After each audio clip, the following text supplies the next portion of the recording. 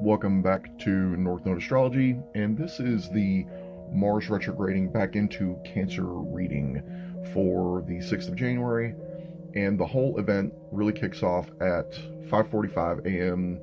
on the East Coast of the United States. Change time zones as necessary for wherever you live. So the Mars retrograde, you guys can look up, signs and everything else from other astrologers, or if you would like me to break one down for you for your sign or your specific astrological chart, I can do that. You can get a hold of me in my links or just respond to the YouTube video or on X where I'm going to post this link. So let's dive in. At 5:45 in the morning, we have Mars going back from Leo into Cancer. Now, the big reason for the splash here is because we're going from a sun-ruled sign that, with the sun in Capricorn, so Saturn rules Capricorn, and Saturn is in the sign of Pisces, and Pisces is ruled by Neptune, and Neptune is in Pisces. So this is very much a Capricorn being reflective of itself kind of moment for the sun, especially with the Saturn in Pisces. So it's Capricorn is thinking about what it's doing. It is reflecting on its decisions and whether it can make the connection to move forward or not again. And we're going from that, the sun in Capricorn, like I said again, ruling Leo for the majority of the retrograde so far, moving to the moon. So the moon, and this is where the big splash happens here, we're going from Pisces energy to Aries energy, because the moon, ruling Cancer, is in Aries. So now we have Mars in Cancer and the moon in Aries, so they're co-ruling each other back and forth. And in a Cancer perspective, this is about stability. This is about defending something that has been long-standing. This is about trying to move forward. This is about the Aries energy for Cancer is, don't come after me or my people, or you know what you're going to get.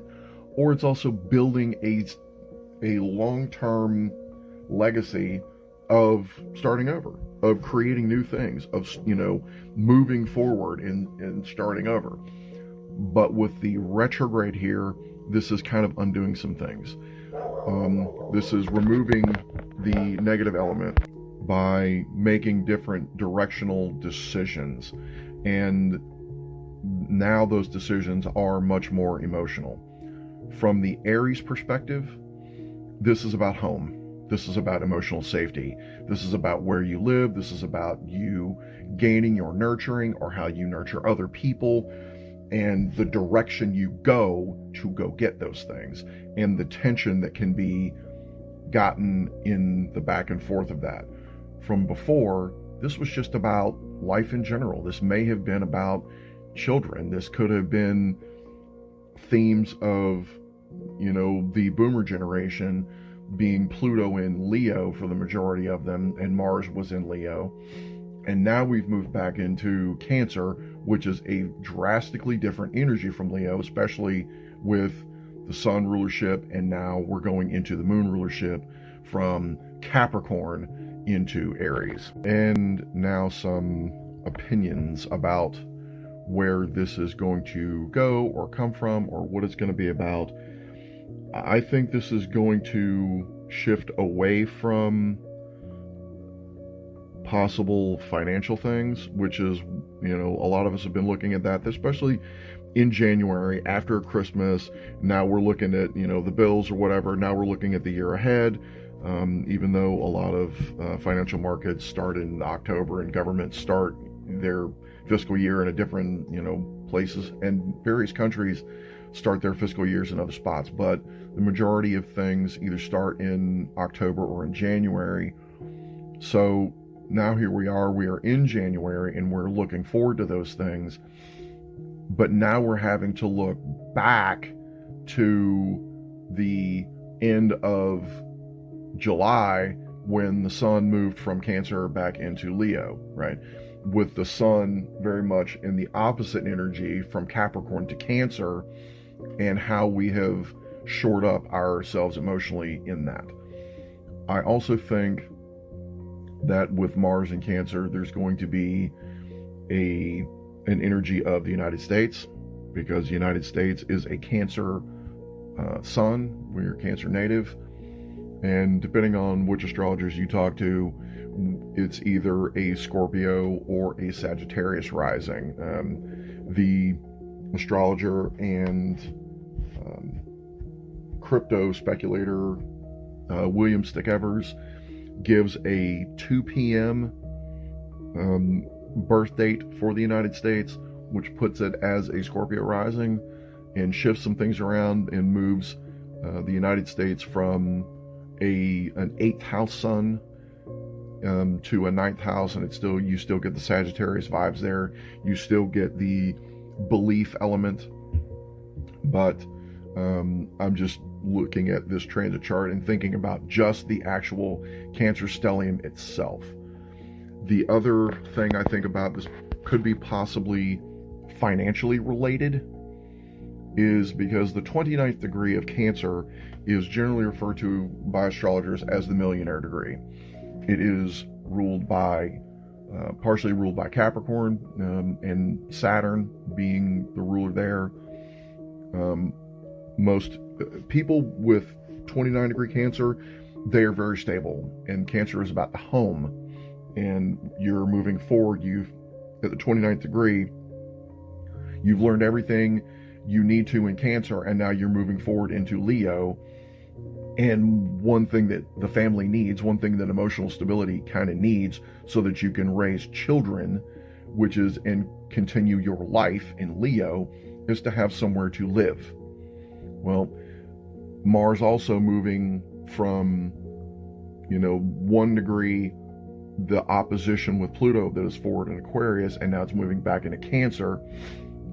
The opposition is not really gone, but the direct opposition, the big energy shift, has happened. So this could be some longer term financial things that have happened to click things over, but there have been car attacks in various places, and explosions of vehicles and certain things of that nature in various places of the world.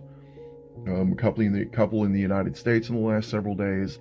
This trend could continue, and I think Mars is always where the direction that war is going to, or possibly coming from, because it can be seen as both. Now, Mars has that circle and then the arrow, right? Well, that circle is where you put the values in, right? And your value systems in Aries, in whatever direction, and the culmination of all those energies in Pisces, and when you make the connection, that's when you get the now I know what to do, now I know where to go, shift between Pisces to Aries. And then Mars is the director of that. He directs the energy. So we were going towards, for our lives, and kind of unwinding things. There's been a lot of romantic relationships unwinding.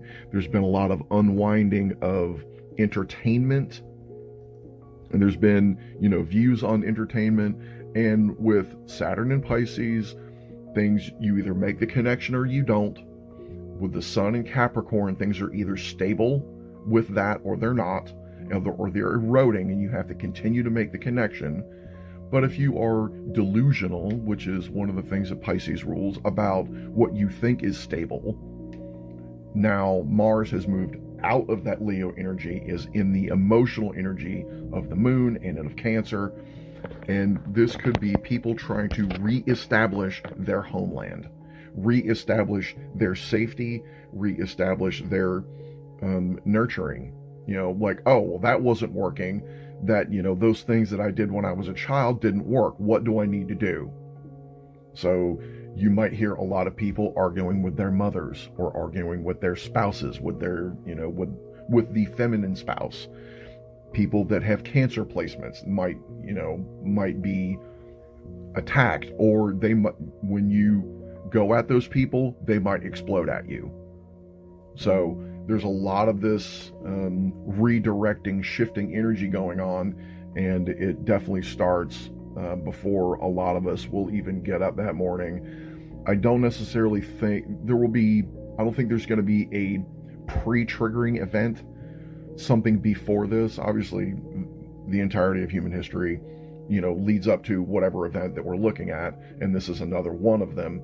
But I think this is much more, we are feeling these energies. The planets never cause anything, right? This is correlation versus causation. So, Mars moving back into Cancer doesn't cause anything to happen. You feel the energy and you make a decision, and especially in Cancer, where your moon is and how you have dealt with your Mars energy or your Aries energy, or what has been going on, or where that is in your life. This could be about your friends. This could be about your spiritual life. This could be about your romance. This could be about your career. This could be about any number of different things.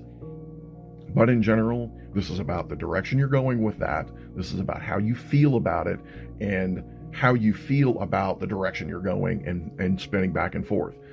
There's not much communication happening here. The communication either happens or it doesn't. And that's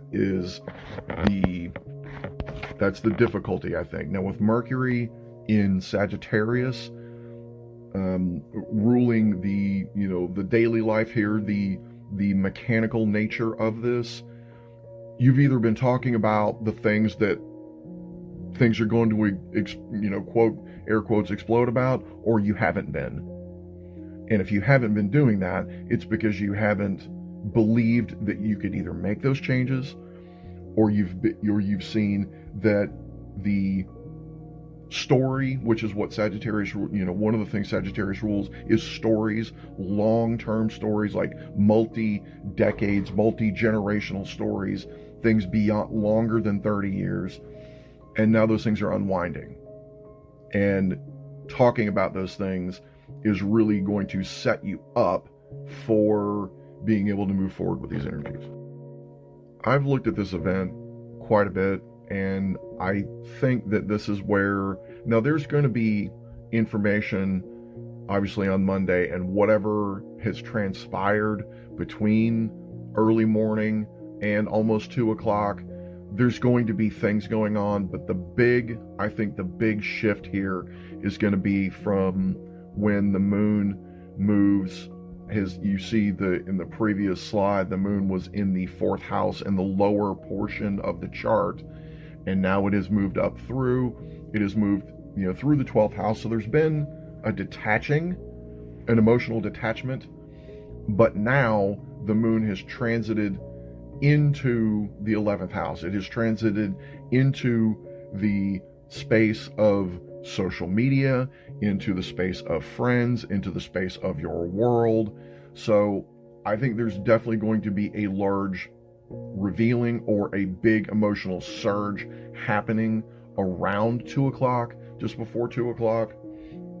I mean, not that other things aren't going to happen. The other big player behind the scenes in all of these things are Mercury and Neptune are in square right now. So there's a battle going on between communication and letting go, and delusional and thought, right?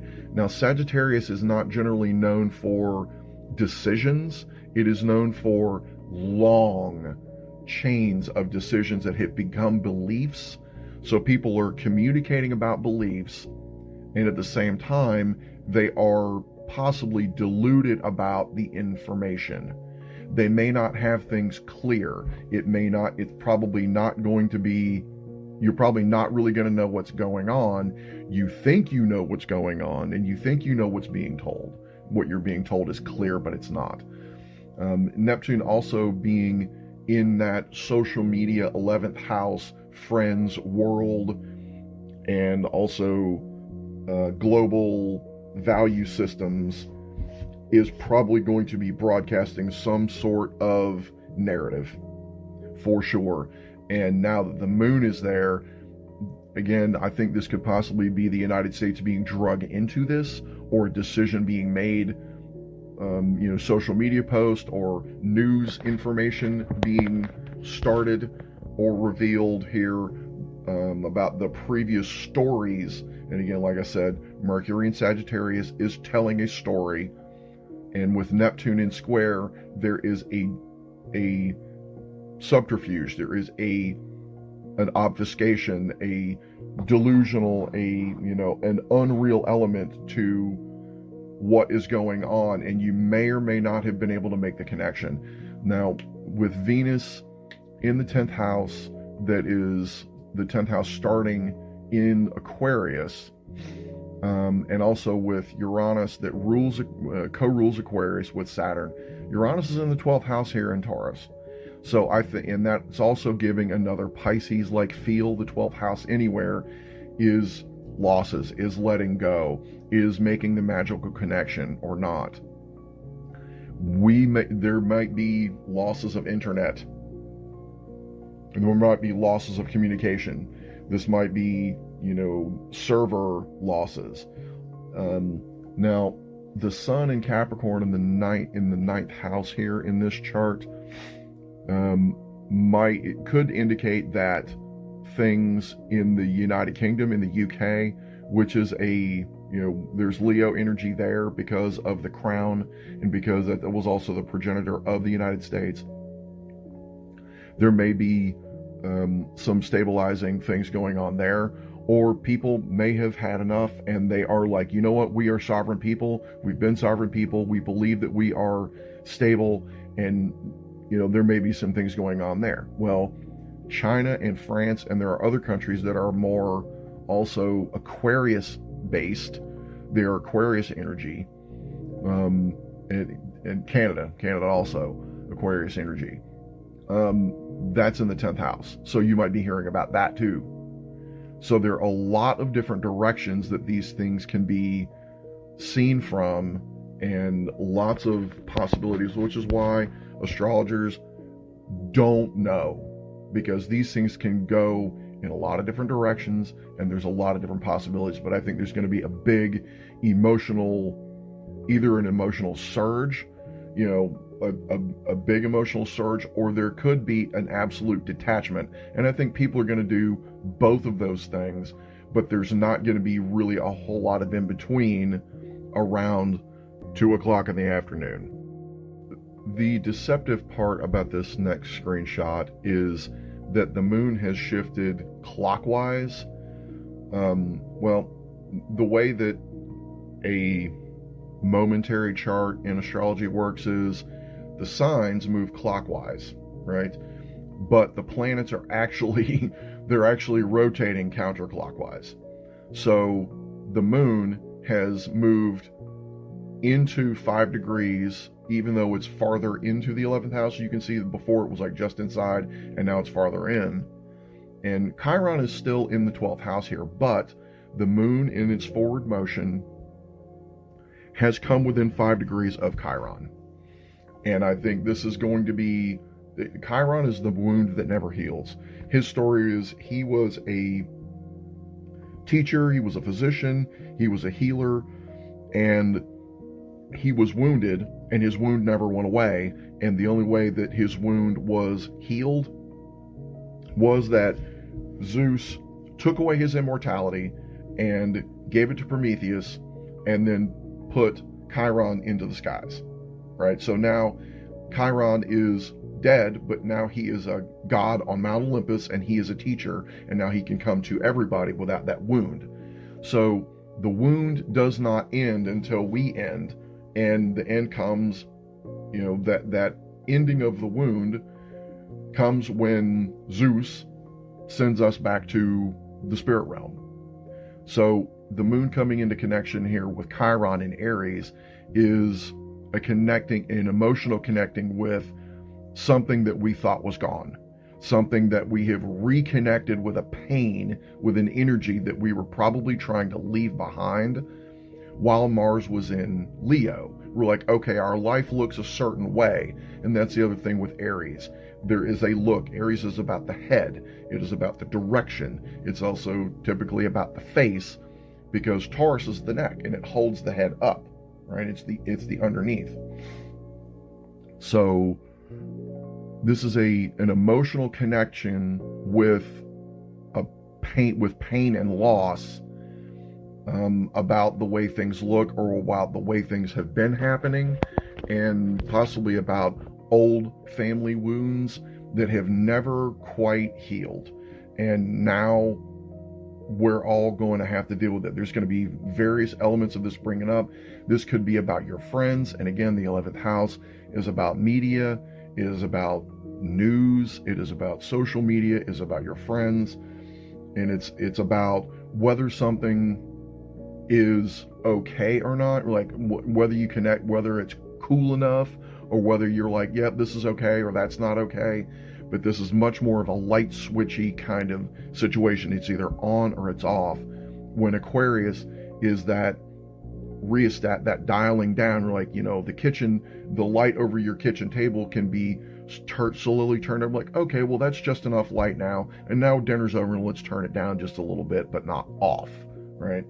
But here in Pisces, it's a light switch, and it's turning on, and we're connecting with a pain that never really went away. And that is, I think, there is some, again, another layer of danger here. Now we've gone from just before 2 o'clock to almost 4 o'clock here. And the reason that I've done that is now Venus is in the 9th house. Venus has moved, and also the 10th house has moved from Aquarius into Pisces. And we've had time to process. We've had time to look at our value systems and look at the media and weigh things in. But now there is much more of that pain energy, because now Chiron is in the 11th house, and it's been there for a while. I'm not going over every single individual thing, because there's going to be a lot of stuff going on January 6th. It's going to be, I think, a bit of a media storm. There could be this could be actual weather storms too, in various places, depending on where you live. And it could be pretty bad. It could definitely be pretty bad. But as far as what's going to be bad, no idea. For other people, this could quite literally be just a Tuesday, even though it's Monday. You're like, I have, that stuff happens to me every day. That's just a Tuesday for me. Living the dream, and keep right on moving. But other people will be affected, right?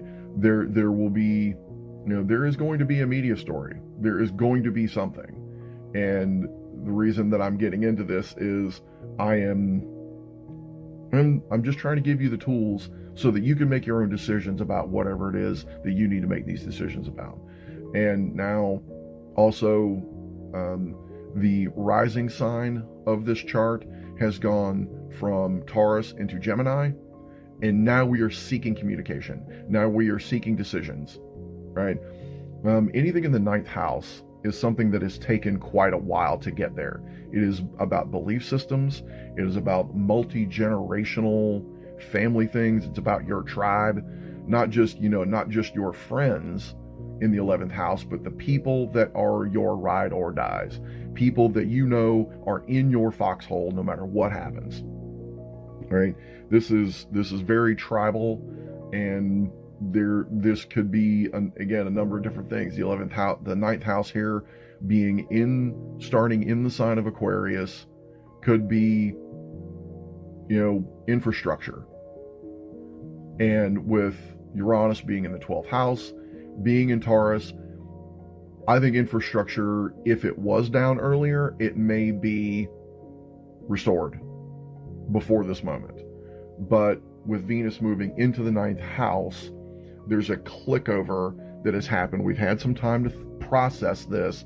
We've had some time to detach from it a bit emotionally, especially with Venus and Pisces. There's a big chance to connect with a loss, or to feel like a victim, or to think that, oh, I can't do anything, there's nothing to connect to here, and everything's just going to fade away.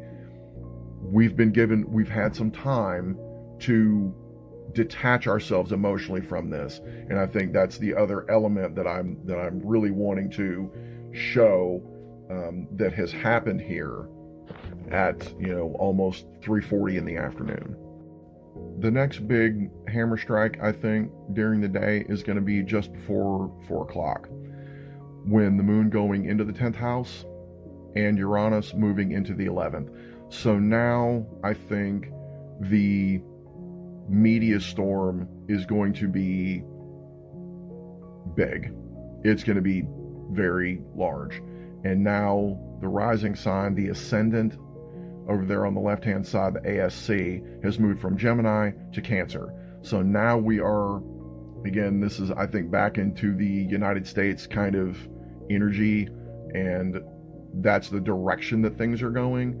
But that doesn't necessarily mean that. It just could mean this could be this could be things about the housing market.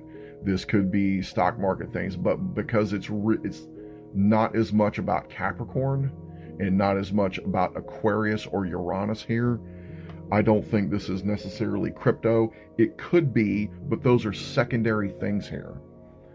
With the moon moving into the 10th house, there could be a stabilizing here. There could be an emotional stabilizing with Neptune in the 10th house, with Saturn there. So Saturn wants to be in the 10th house. He wants to be in charge. He wants for people to know, hey, there is stability here, because that's what the 10th house is. It's also about fame. So we might see somebody famous. On the other hand, though, we might see somebody fall. We might see fame fall here because it's Pisces. Either somebody makes a connection and is the hero of the day, or they're just not there and they fail the test. That's the only two interpretations for Saturn and Pisces in the 10th house. You either get it done or you don't. There's no, well, I kind of passed, or I'm getting there, right? This is something you've been building for a while, and I think this is also, Pisces rules a lot of things. And you can look at any one of those things that Pisces rules. It also rules addiction. So this could be, you could see the long-term addiction of people to celebrity culture. This could be the absolute death of celebrity culture here. This could be another thing, and people going, why was I all wrapped up in that? The 10th house is very stoic. It's what is seen by the general public. This is things that you can't hide, right? This is when you go to a movie or you see a television show and you watch Robert Downey Jr. play Tony Stark, play Iron Man. Iron Man, that character that you see on the screen, is the 10th house. That's the character, right? When you see Donald Trump on television, that's a character. Now, in interviews, he can seem very different. And if you've heard him talk to people one-on-one, like whether they're podcasts or people that know him as a friend, they will tell you he's different. Everybody's like that. I'm like that. When I'm out in public, I'm not the same as when I'm hanging out in my friend's garage, or when I'm at home petting my cat, or when I'm in my car just jamming tunes. It's not the same person.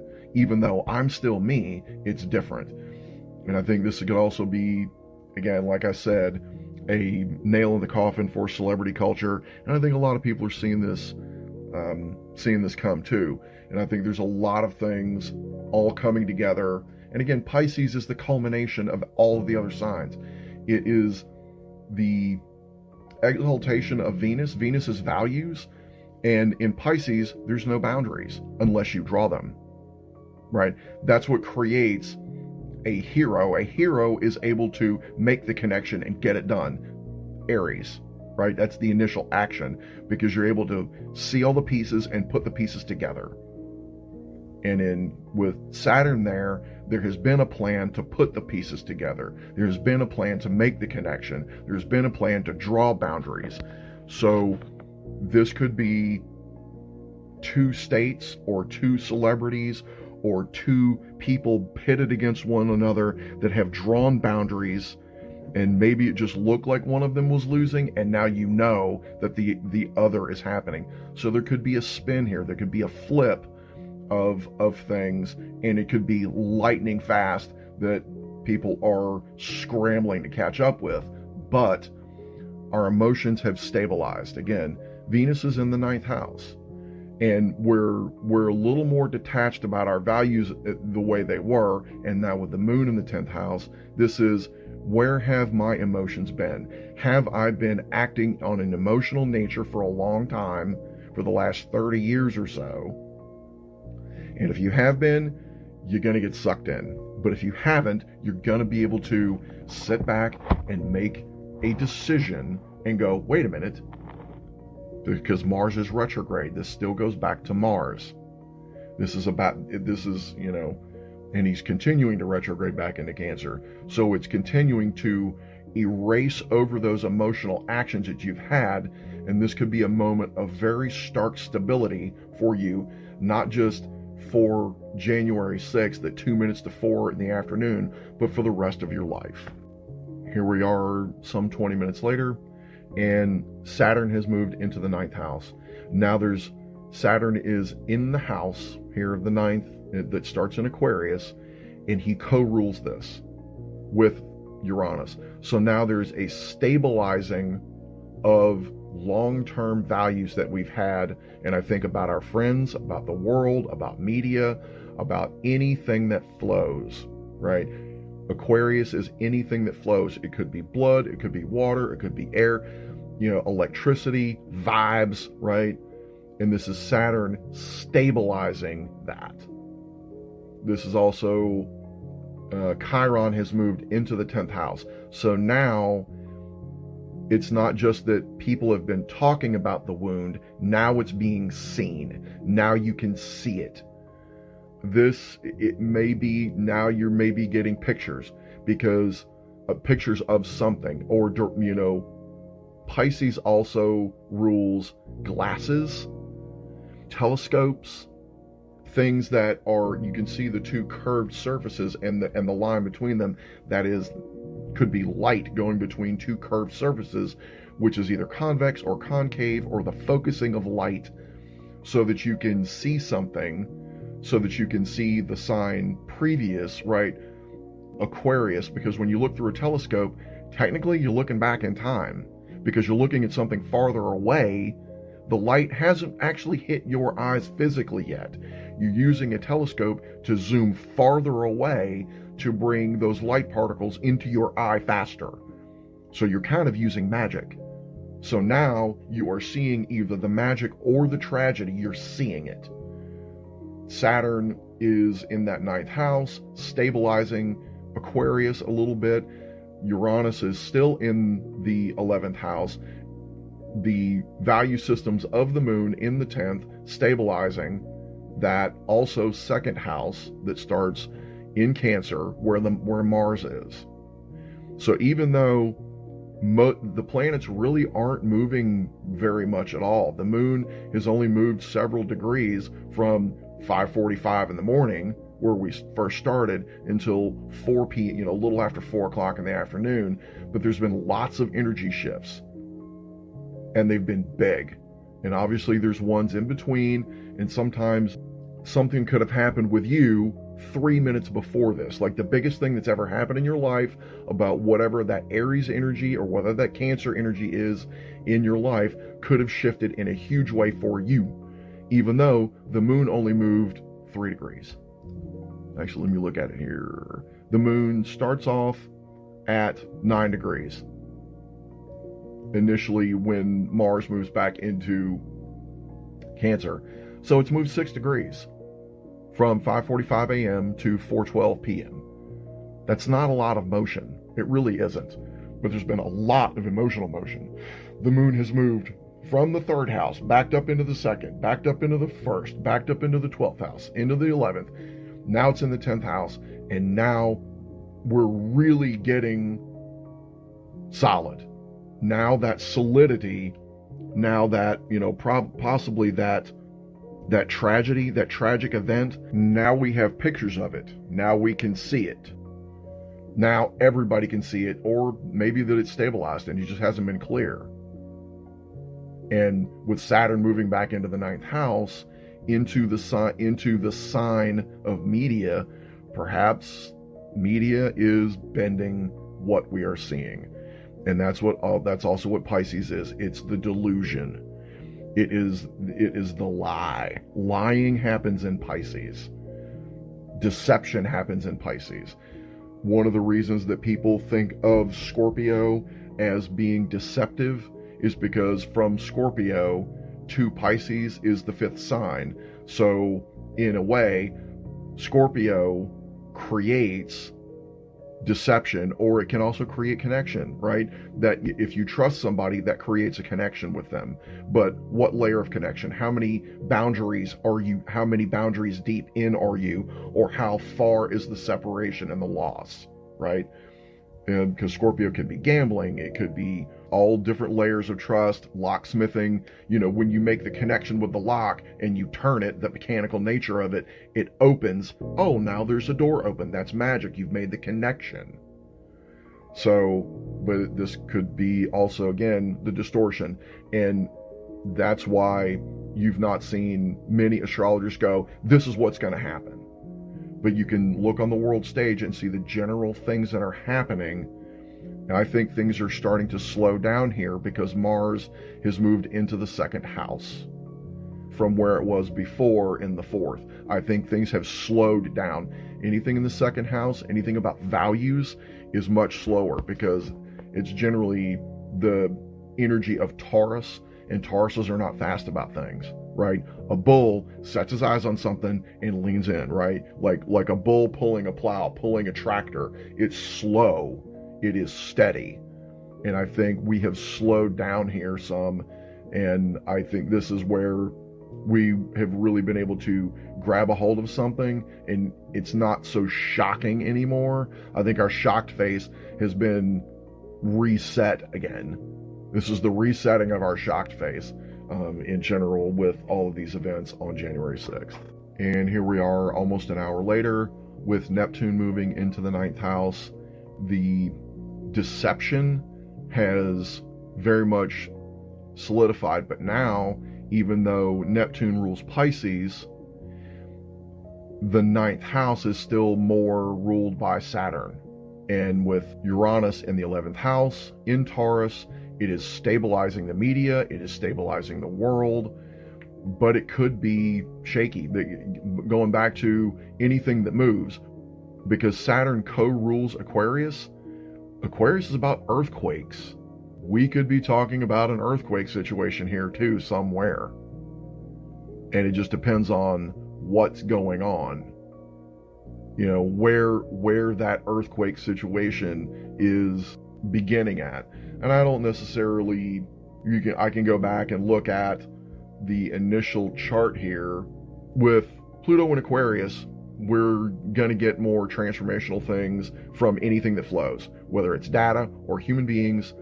The flow of human beings, I'm sure it doesn't matter what your political views are or your spiritual views or whatever, you see that human beings are flowing and that it is making radical, drastic changes in various places on the earth, and much more so anywhere that has any country that has Aquarius in their chart. China and Russia and France. United States has an Aquarius moon. Canada, there's Aquarius energy heavily in Canada also. And there's also people everywhere. But it could be there's a hidden agenda in certain groups of people. And that could be also part of this. An agenda is being executed. So there's so many different layers of this that can't be sussed out ahead of time. But knowing the energy shifts is more important to me than going, okay, at 2 minutes to 5, I need to sell all my Bitcoin. Or before 5 o'clock, I need to buy, 6 more shares of Hitachi. Or I need to be sure that I'm home before 5 o'clock. Or I need to make sure that I've got my phone charged, or whatever decision you make, there is a long chain of events there, and there's a lot of different things that are possible. There could be a lot of different individual things, and it's going to be different for every single human being on the planet. We are all going to see this in a different way, in a different angle. Just because you look at something, it's this thing is true, it's round. This thing is true, it's square. This thing is true, it's a triangle. Yes, but there's also truth, right? That shape from 3 different angles looks differently, but the truth of it is it's a multi-faceted shape. It's a multifaceted geometric shape. And that's exactly what any astrological event is. And I think that's something else that's going on here too. I also think there might be something that is seen by the time we get to 5 o'clock here, something that is seen possibly in a telescope. I'm not sure what is being seen, but we could get images of something from space. We could definitely get that. Although now the 8th house here is encapsulated inside Aquarius, there is, I think, a suppression of emotional distance. So now I think people have possibly reconnected with their feels here, and now they're back in their weird feels. They're back in their weird, oh my God, this thing is so weird. All of this is so weird. And there's also, with Neptune moving back into the 9th house, this also, you see that none of the houses start or stop on Aries or Libra. There's no hard line, whether it's 9th or 10th house or whatever, any of that starts in Aries. That means it's intercepted. So you have to go just a little bit farther to connect with that energy now. Now you have to do more. Now it's more complex to connect to action or pain or connect with your face. Down at the bottom of the chart with Libra, to connect with fairness or balance or a relationship. I'd be willing to bet there's going to be a lot of breakups, and there's a lot of relationships right now that are on the rocks already.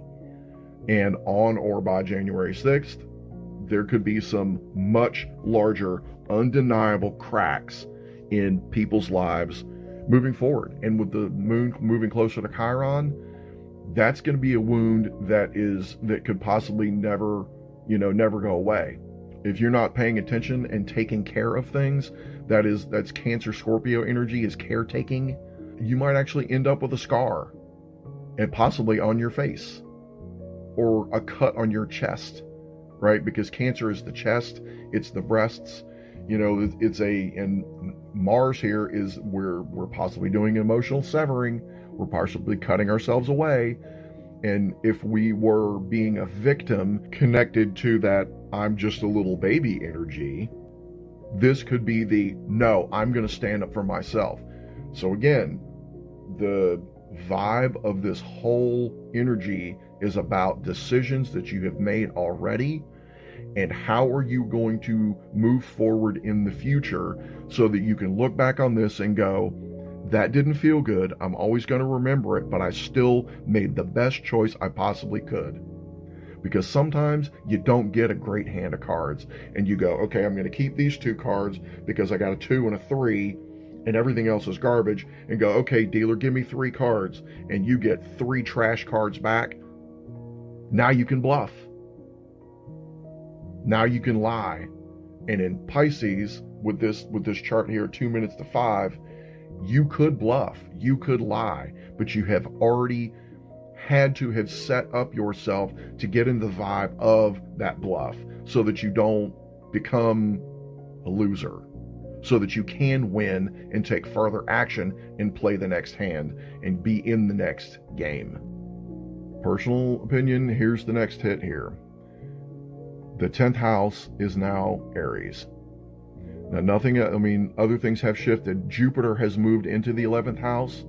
So now there are old beliefs that have come into view, that have come into focus in media or in your friends or in your world, in your opinion, in the strangeness.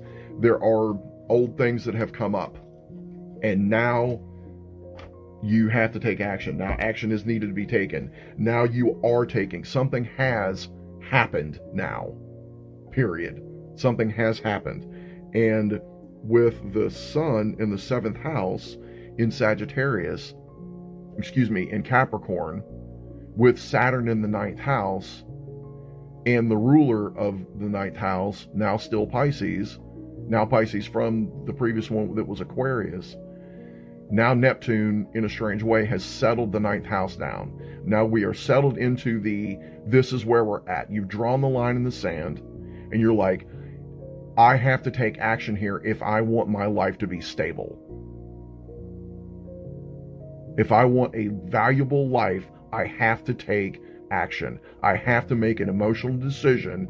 I am hurt. I am angry. Still have to make a decision. Venus has been in the ninth house for quite some time. Value systems have been there. So what have previous generations done? People long before you, your grandparents, not your parents. And if you're older like me, again, still grandparents. What were two generations ahead of you doing to put the pieces together that allowed their lives to work for them in a way that your life doesn't work for you anymore? So this is a new direction. This is a new decision. This could be the United States declaring war, because it starts on Cancer and the 10th house is Aries. Could be. Could very much be. And Mars has moved from the second house into the first. Mars in general, because Mars rules Aries, right? It's the planet that rules Aries. Aries is the beginning sign of the zodiac.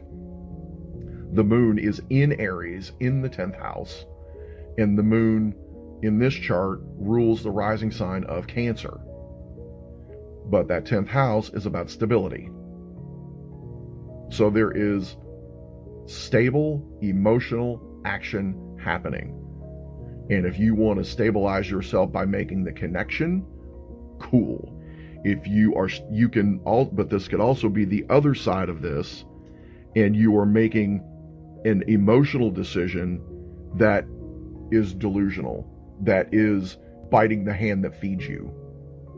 So don't do that. The next big shift here is the moon moving into the ninth house. So now we have Saturn has shifted in, and from the previous slide, I kind of skipped over this completely.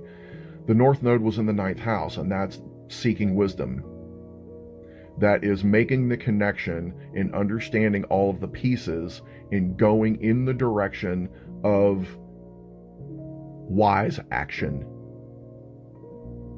It is understanding all the individual pieces and making a decision based on wise action. And now, the moon moving into the ninth house, this could be another surge of over emotionality.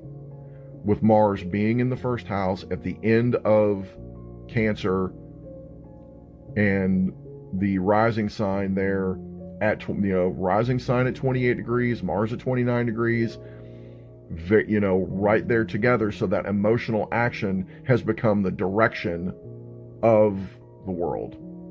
Now this is after sunset, because the sun is in the sixth house in Capricorn. So because the days are, oddly enough, in the wintertime they are short, but they are getting longer all the time, right? So this is not a very long day. And we started before sunrise at 5:45, and now this is after sunset. This has been a long day. It's been draining, but there is emotional stability through wisdom and making the connection that you've been making for a long time. And you are, now that Venus has moved into that 8th house, you're probably trusting your friends more. You're like, okay, well, where's this world that I can trust? Where's this trusting world that I have? Where is the stability in my life? I still need to make this decision, or you've already made it, and now you're like, okay, that's where I'm at. I am in a decision-making process. And with Chiron being right there on, close to the MC, close to that public view, it hurts, doesn't feel good. It's not fun. Still got to be done though. The getting it done isn't over. It's not. And again, that might be part of that, because the third house down there starts in Virgo. Virgo was about getting it done, is about getting in there and doing the daily work.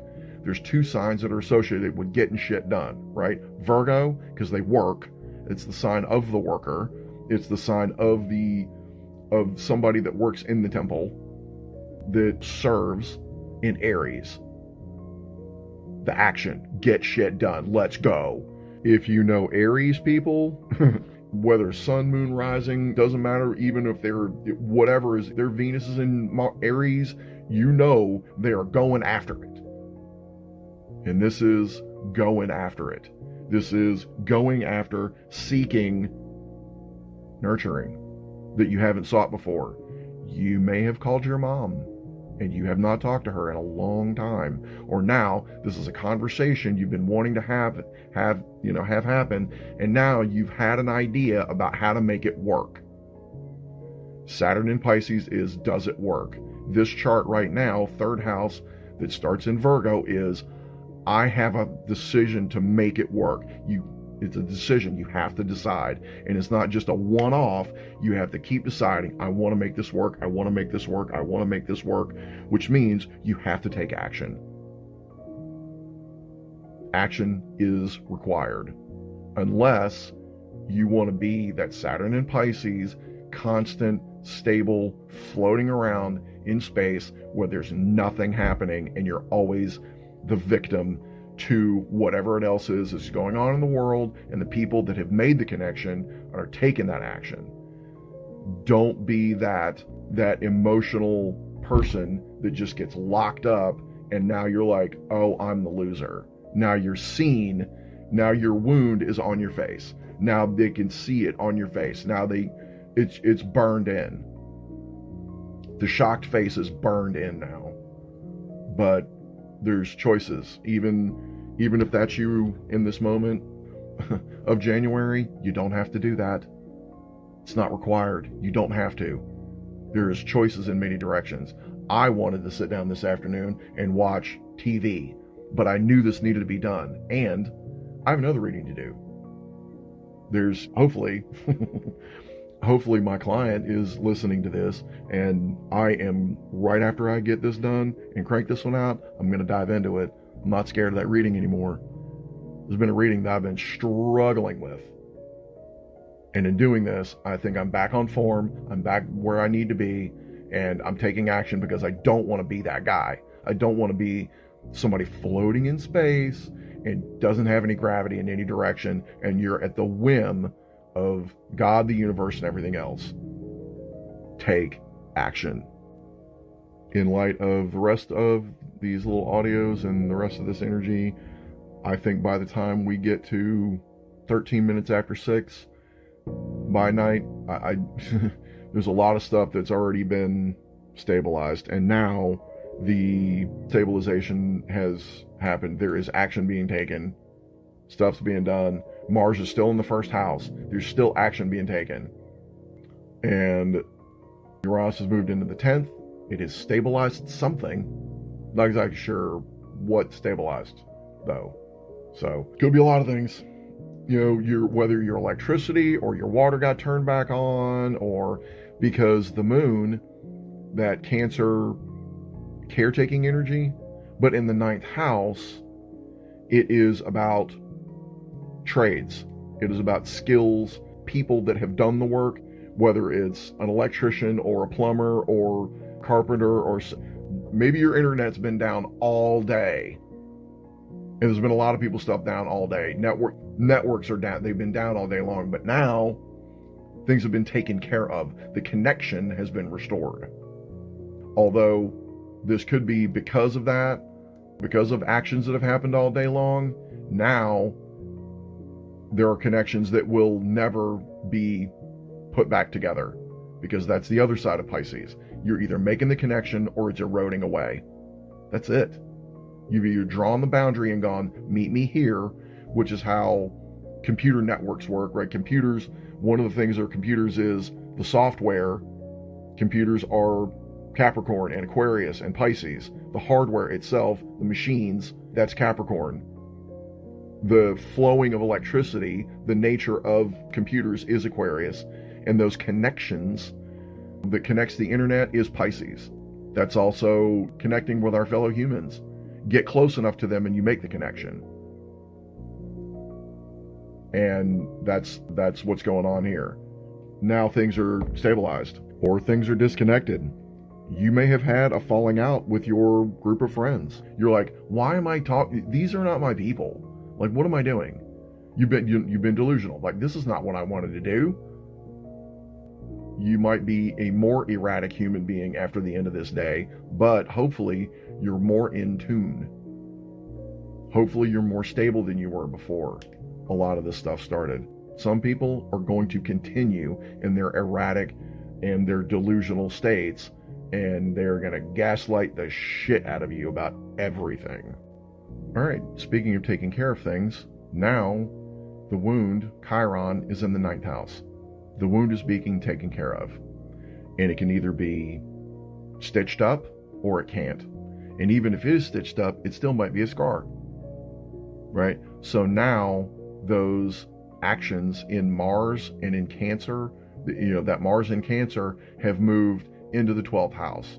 They have been about the decisions, Gemini, that had been made before, right? Because of the wisdom that you understood, Mercury in, and that's the Mercury in Sagittarius here, that has tried to, you've tried to level out your world or your life with Pluto in Aquarius, and that's what engaged that Mercury in Sagittarius. So it all, all of this stuff spins around and around. There's, any conversation you have on January 6th, I can look at this chart and tell you how the conversation went and what was going on with it, with things that you weren't aware of, right? This is also Jupiter, much, in the middle of that 11th house. Now the 11th house is started in Taurus. It's slowed down some. There's still some communication, and it's a little suppressed. And now the only people you're probably talking to about this stuff are your friends. Maybe your neighbors. Maybe you weren't talking to your neighbors before, and now you are. Now you've gone, oh, I have to talk to my neighbors. Trusting my neighbors is a good idea. I have to make this shit work. I don't know how to, like if your power was out all day long and you have to do something, or your water was out all day long, or your neighbor, just because you live right beside somebody in a neighborhood doesn't mean that everybody's power's on. Well, your power could be on and their power could be off, or water, or whatever it is. Or, hey man, can I charge my phone and talk to my sister, because something was going on with her in Utah, and I don't know how she is. I haven't been able to get a hold of her. Let me call my cousin instead, but my phone's dead because my power's off. Or have you heard the latest thing on the news?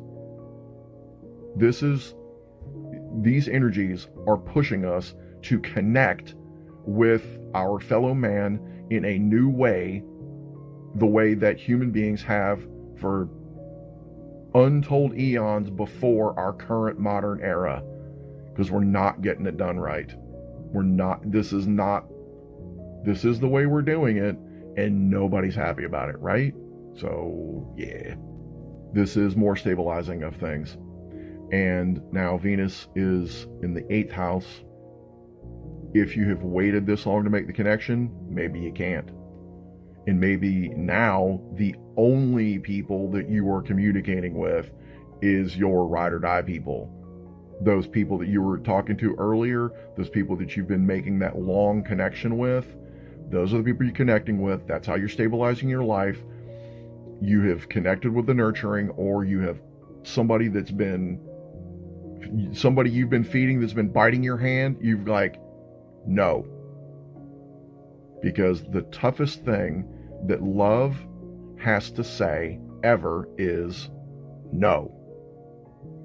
Because if you're trying to nurture somebody, if you're trying to nurture something, if you found a cat or found a dog or found an animal or whatever, and you try to nurture it and it's just biting you, you can't do anything about it. You have to just let it be on its own. You have to let things take their natural course. You're like, okay, I was trying to help you out, but it's like when a rescue swimmer comes up to somebody that's drowning, They try to grab a hold of them, and people that are drowning, sometimes they freak out and they try to, not necessarily, they're not trying to drown you, they're trying to climb you like a ladder to get out of the water because they're drowning. Rescue swimmers are trained and told to hit people in the face, hit them in the head, get their attention and or knock them out so that you can save them. You're like, oh, you hurt me. Are you paying attention now? I'm trying to, like in Lord of the Rings, in the first movie, when Bilbo was worried that Gandalf was trying to get the ring, and Gandalf's like, Bilbo Baggins, I am not trying to hurt you.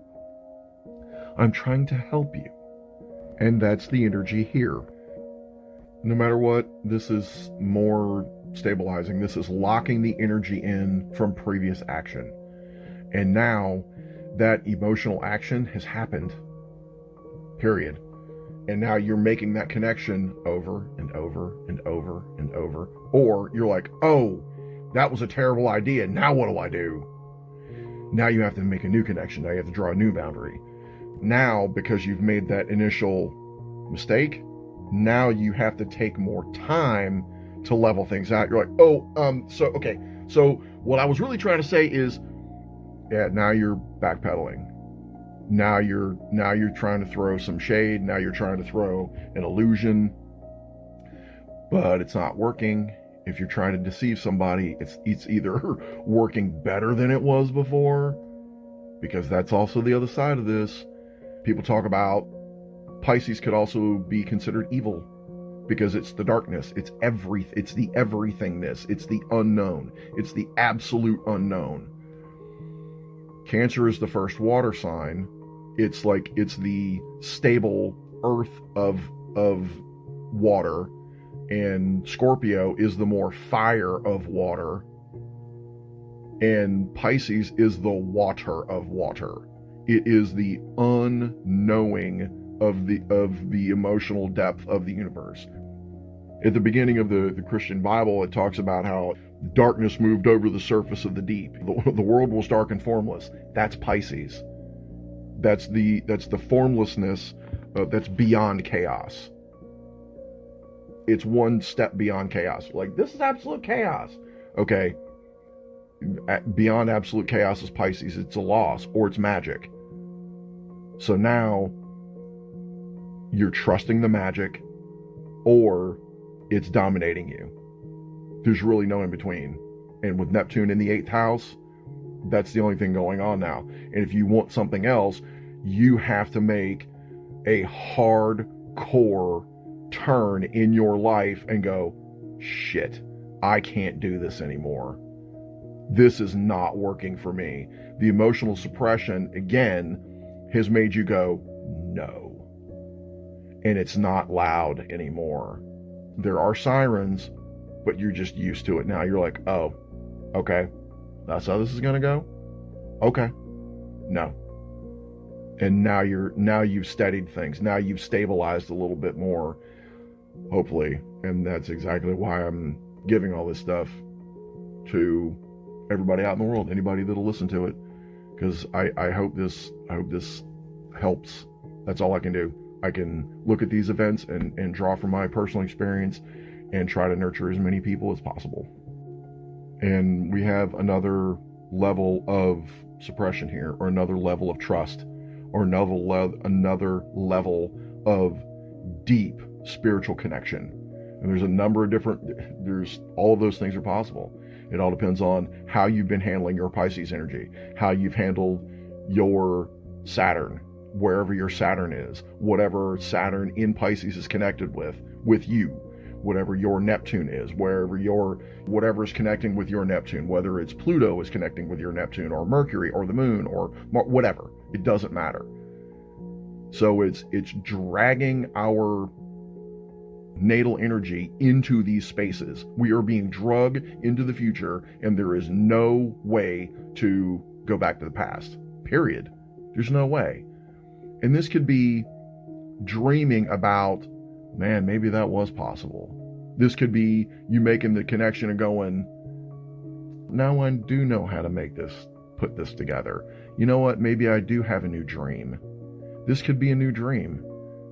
This could be, again, the rising sign here now is Leo, and that's about creation. And this is believing that, you know what, even though this is weird and erratic, I believe I can make changes in myself to change my life. I believe I can do this. The world is going to be the world. The world is, there's nothing more stable than change. It's the only constant. There's nothing ever the same. It's always in constant. It's always in flow, right? The science has proven to us that everything is a vibration. The nail clippers that I have here sitting on my desk are vibrating at they're vibrating at nail clipper energy, and my desk is vibrating at desk energy. And because the desk energy is slower energy, it's hard. The nail clippers here that I have sitting on my desk can sit on top of it. My desk cannot become something else. So it's motion, it's vibration, but if I want to make this desk something else, because of its slower vibration, because it is already formed, it is already shaped, I have to put a lot of energy into changing it. I have to put a plan in place. But first, I have to have an idea. I have to believe that I can do something else. And it may not turn out the way I thought. But it is still possible. And now the last slide. If there's anybody left still listening to this, hopefully there is. Uranus moves into the 9th house. So now there is a new tribe of action. There is a new warrior tribe, essentially, that has been born. And here's the other reason I believe this. Mercury, that it was in Sagittarius, has now moved into the 5th house. Mercury is new things. It is small things. Jupiter is in the 10th house. In Gemini, the 10th house is Taurus. Taurus is ruled by Venus. Venus is in the 7th house in Aquarius. Aquarius is co-ruled by Saturn, making the connection. And Uranus, that is in Taurus, in the 9th house, but the 9th house starts in Aries. And Aries is ruled by Mars, and mind you, I can do all this in a split second in my head. That's why I'm explaining it to you guys. Mars is in Cancer, and the moon is in, the moon rules Cancer, the moon is in Aries, in that 8th house, right back to the 8th house, making the connection. So the connection has been made. There is a new belief system. There is a new set of beliefs and decisions. There is, and again, Sagittarius is about tribes. There is a new tribe of warriors, of people that take action, that have been born here.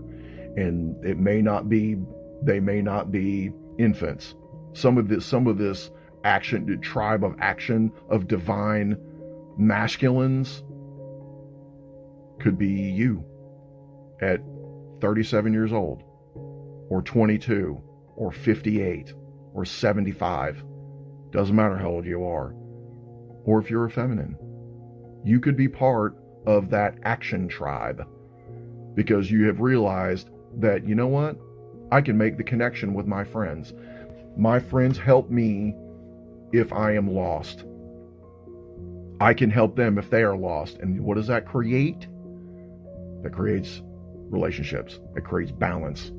That creates stability. And as human beings, this is what we need to create. We need to create connection. We need to be a human tribe of action. We need to be a human tribe, just absolutely, of people that want the best for our family. All of us need nurturing in some way. You ate something today. That food came from somewhere. Somebody took care of that. Whether you made that in a microwave at work, or whether you cooked it on your stove, or whether you bought it from the freezer section at Walmart, it doesn't matter. That was caretaken from the dirt in the ground all the way to your face hole. It may have not been the greatest care taken to it, but it was still taken care of to some level, and now you have been sustained. you have been taken care of. If you did all of those things for yourself, if you have been growing tomatoes in your backyard, you made sure that the ground was toiled, you took action, and you've been taking action for a while. You've been doing it.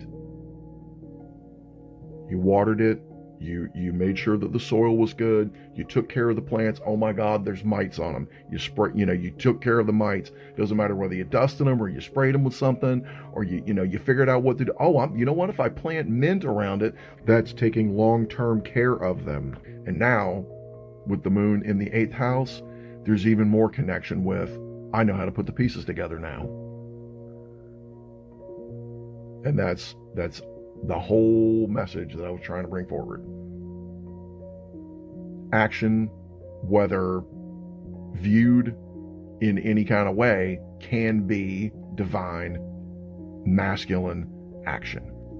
And whether you like it or not, there's many different kinds of people, and I'll just highlight 2 groups of people. There are people that go, I don't like that, I want that to go away. People that take no action, that are a victim. Oh, I don't like that, I want it to go away. It doesn't matter what it is. And then somebody else goes, okay, and they start taking care of it. And the first person goes, well, not like that. Okay, you didn't tell me how to take care of it. You didn't do anything. You don't get, complain all you want. You are at the mercy of the person that took action. I want that to go away. Okay. Not like that. That's not how this works. It's the way we've been doing things, and nobody's happy about it. It's not working. Whether it's finances or government or your job or relationships or the way the internet works or the kinds of movies or TV shows that are being made or the way shoes or the music that's out there, nobody's happy about this shit. The only thing you can do is believe that the decisions that you make are creating, ultimately, that create the world that can be more stable for you. That's where you are. This energy is in you. You are in this. It's like living in a piano with these astrological aspects in vibration. You are part of the strings of this. You are part of the piano. We are all vibrating together in this energy. It's not causing you to do certain things, but there are people that when you play the band Social Distortion, they're like, oh man, that's my favorite band. Oh, I was a teenager once, and I was like, oh man, we played Social Distortion when I got married. Like, you know what? My ex-wife played that stuff. I hate it. I was in my 50s when that band came out, and I hate that stuff. That punk bullshit. It's the same vibration. It's just different reactions. And that's what everything else is. It's the vibration doesn't change. Your reaction is the only thing that can change. And you are essentially governed by previous actions that you've made and with the current set of information, right? There are universal rules that we will always be discovering that never change. Then there are rules for where you live, somewhere you live under the ground, whether you're currently on the International Space Station right now, for whatever reason you're listening to this, listen to me ramble on in North Carolina about this madness, or if you live under the ground, it doesn't matter. It doesn't matter where you live, but those conditions are different. And those where you live governs part of the decision-making process that you can make. You can either make the connection, get as close to it as you can possibly get, and make that connection, or let it go. So what are you going to do? Are you going to go, you know what? That's not cool. I'm not good with that anymore. This is leading me down a path that's not good for me. I am cutting ties with this decision-making process that I've been in. I am going to be, because you're still going to have emotions. You're still going to have them. They're never going to go away. But you can make better decisions with using them. You can look at them, because when you have an emotion, it's like the check engine light coming on your car. Like, what is that? What's going on? Or when you know you need gas, right? Low gas light comes on. You go, oh, okay, I got to get gas. Go to the gas station, take care of it. Because you don't want to wait until you get up in the morning going to work. You hate that. Then you're going to be late. Or you don't want to have to fight with everybody else. Might as well get gas on the way home. Because most of the people that are going to the gas station are just buying smokes on the way home. Somebody getting a beer or a soda or whatever. You could probably pull right up to the gas pump, fill up your car, and then it's done. It's done. You've taken care of it. You took action. You took care of yourself. Do that. Take care of yourself. I don't care who you are. It may not be easy, but taking care of yourself is the best way to take care of the world, because you gotta fill your cup first. That takes action. It takes direction. You have to direct your mind as far as humanity is concerned. What direction are you going to take this? Where are you going? What are you going to believe to help set that up? Because those functions are already in place. You've already have a certain set of beliefs, and they're being deconstructed. No matter what you do, they're being pulled apart, and you have to look at them. Or you can just be delusional and keep going along and be a victim. Choice is up to you. I greatly appreciate anybody that went all the way through this, and if you guys could tell me what you thought about it, I'd love that. You can comment or like or subscribe to the channel and tell me that thought I was off base about whatever on Twitter or YouTube or Facebook, anything. Send me an email. These things that are in my heart and in my mind, I try to send that there for everybody. And for my tribe, I expect most of you guys aren't going to get all the way through this, but I hope you do, because it's valuable stuff. And there's a weekend coming up, and it's Friday, and that's why I'm trying to get this out now. So that way you've got the weekend to let this energy soak and understand where this stuff is going to go. Thank you, and this is North Astrology, and hopefully I will see you guys later.